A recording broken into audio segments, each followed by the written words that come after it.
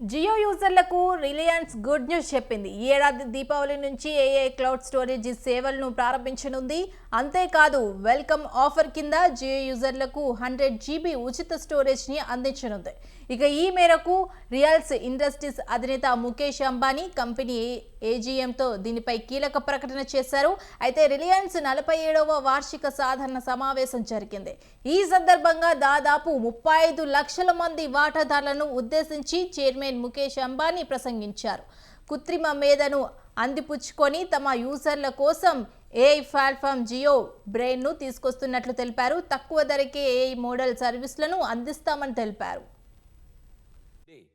To support our AI everywhere for everyone vision using connected intelligence, I am thrilled to announce the Jio AI Cloud welcome offer. Today, I am announcing that Jio users will get up to 100 GB of free cloud storage to securely store and access all their photos, videos, documents, and all other digital content and data.